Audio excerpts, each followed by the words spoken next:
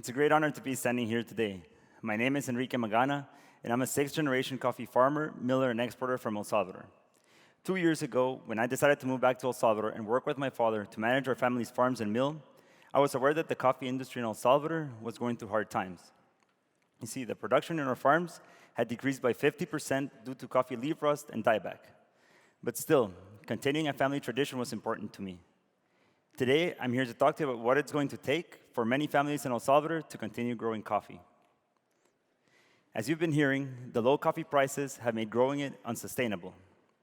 At Magaña Coffee, we've been lucky enough of having had long-standing relationships with certain importers that have allowed us to maintain fixed prices. But still, with these low prices, we've had to cut back. We've had to cut back, for example, on certain important agronomical activities that we would otherwise do. For example, before we used to incorporate all of the coffee pulp from our mill back into the soil as organic compost. But in recent years, we've been only incorporating less than half of it. And the rest, we've been just giving it away to whoever can come and take it. Examples like these are many, and they add up.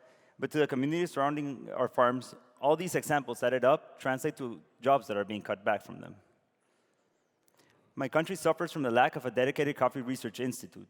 It's institutes like these that help farmers by developing new varietals, by helping them manage crisis, and just by publishing best practices for farming coffee in the local environment. Like this one, for example. This is an example from El Salvador's once famous association called Asociación Cafetelera del Salvador, back from 1938. And in fact, their publications from over 80 years ago, I still find them relevant today when I read them, which is great, but a lot has happened since. In recent years, we've relied on imitating and mimicking what other countries' research institutes have recommended, which in my opinion has had its drawbacks, because each country's situation is different, and El Salvador's case is very unique. My country is one of the smallest countries in Latin America, and the farmland we have available for coffee is limited. Therefore, by economies of scale, our production costs will tend to be higher. That's why I believe that our key differentiator in El Salvador has to be our quality. You see, traditionally, many farms in El Salvador had always been planted with red bourbon, caturras, and pacamaras, which are all rust resistant, which are all susceptible to coffee leaf rust. But cup great. After the 2012 rust epidemic, many of these farms that had never seen rust before were affected. And when replanting, many farmers were so afraid to plant these traditional varietals that they decided to switch to the Timor hybrids, which in my opinion don't cup as great as the traditional ones do. This allows me to move on to my third and last point. Because there's no coffee research institute in El Salvador, us farmers are alone. We have to do all this research by trial and error, which is very costly. For our farms, for example, for Magaña Coffee, we use WCR's coffee varietal catalog in order to help us find varietals that had the following characteristics: highly productive, rust-resistant, and very importantly, cup quality. From our search, we found 2 varietals that met our criteria.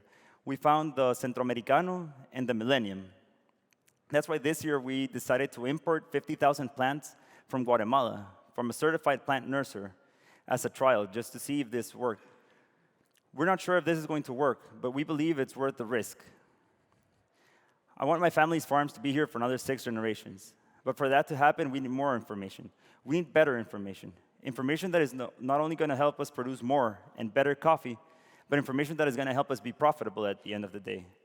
That's why we're thankful to be part of WCR's Global Research Program, in which, for example, in our case, we have selected 3 scientific plots, and we're evaluating 1 traditional varietal compared to 2 other varietals. We're trying out different agronomical approaches to see which one leads to more profitability. This here is our trial, 1-year-old trial at Finca El Cerro in Ahuachapan in El Salvador. Here to tell you more about the project is the program's director, Danielle.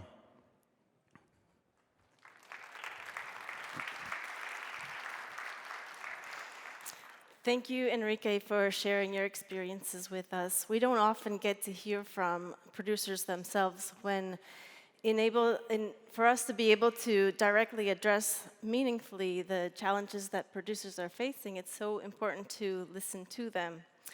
The challenges that Enrique mentioned are not unique to him alone. In fact, coffee farmers everywhere are experiencing exactly the same things. So we all know that climate is changing in often unpredictable ways, and diseases and pests are spreading to new locations, and the varieties that coffee farmers have been growing over the past decades are no longer suitable in the areas where they're growing. And so we're seeing farms like this that are producing much lower than they could be producing. And as a result, we're also seeing farmers that are moving out of Arabica production and into Robusta production because it's a better bet for them in their particular climates. And in other places, like this valley in Vietnam that used to be full of Arabica trees, farmers are leaving coffee altogether and moving into other crops. But what we don't know is if farmers can be profitable growing Arabica coffee in these areas. And farmers themselves don't know. They're going on information that's outdated, and they themselves aren't able to test the new varieties and practices because it costs a lot of money. And so farmers really are shouldering all of the risk. So what can we do? I'd like to tell you about a program that was started in 2016 by World Coffee Research called the Global Coffee Monitoring Program. And in this program, we partner with private sector coffee industry partners to place a network of trials in farmers' fields.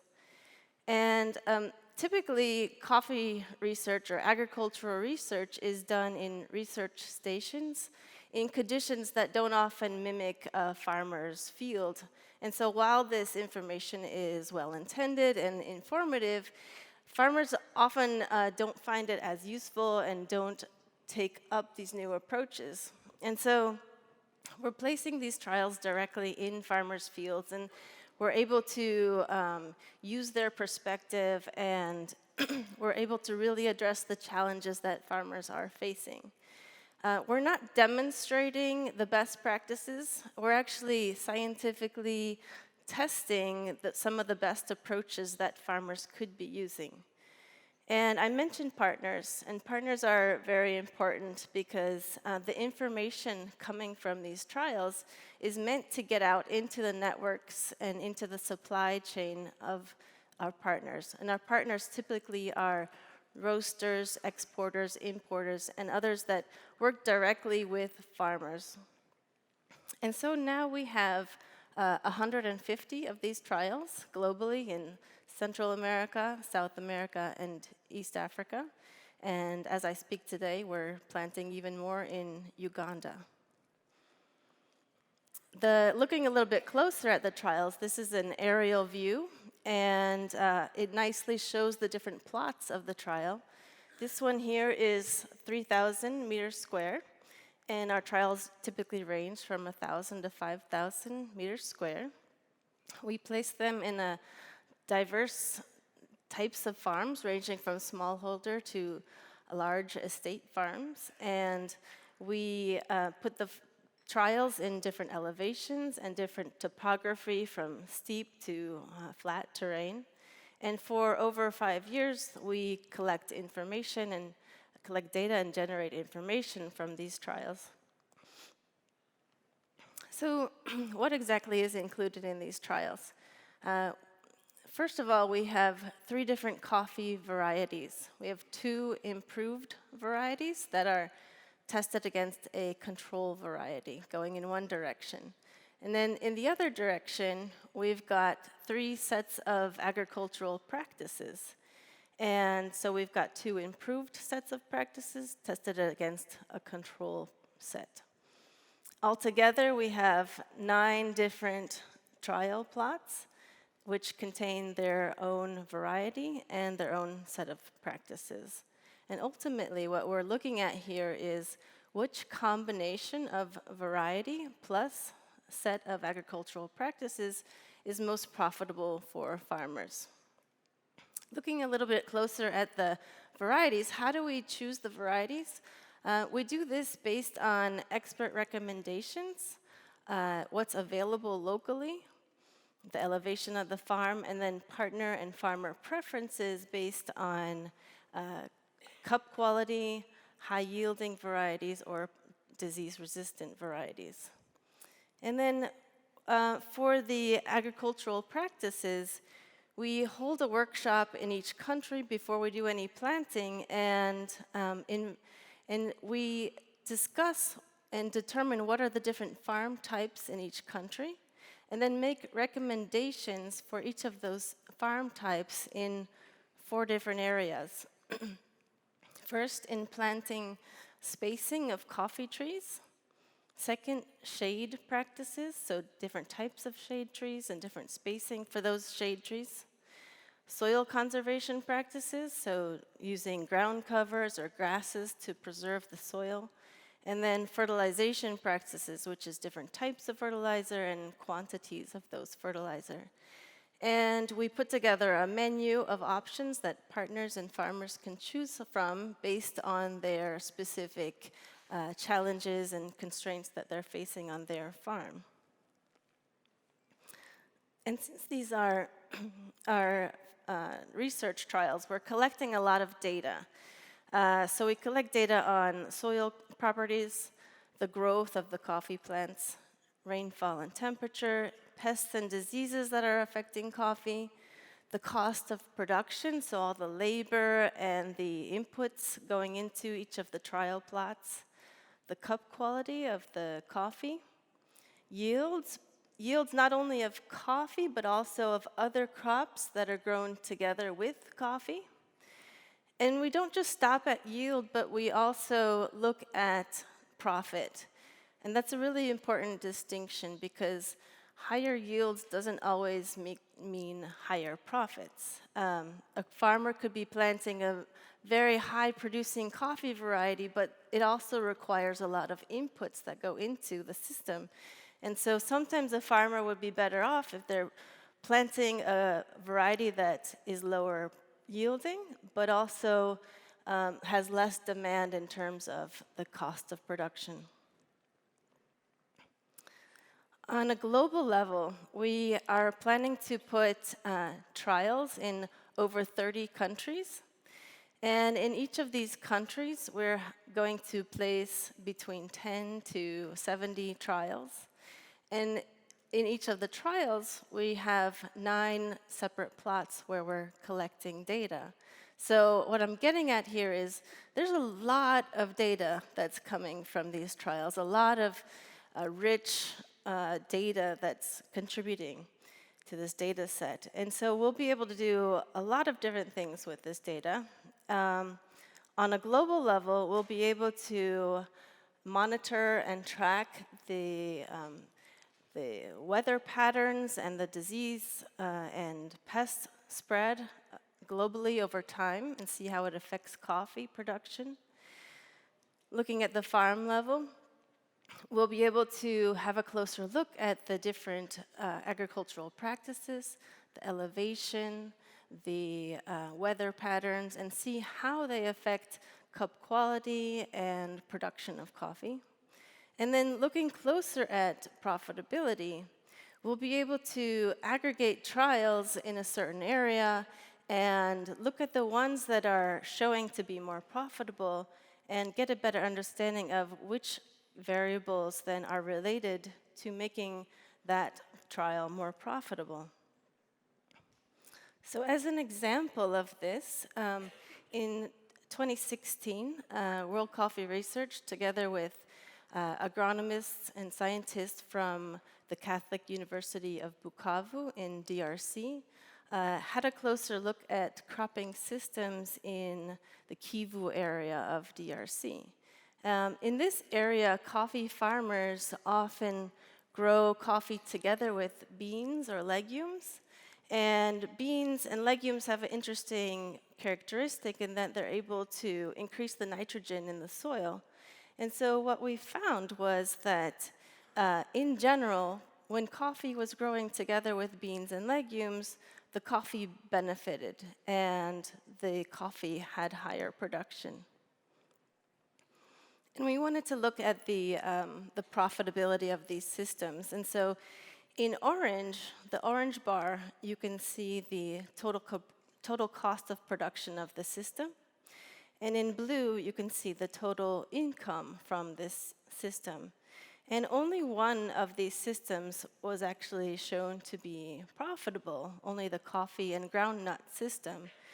And the reason for this is because in this year, 2015, 2016, the price of groundnuts was higher. And so this is important information for farmers to know that sometimes it's not profitable to grow coffee alone, but grow it with another crop.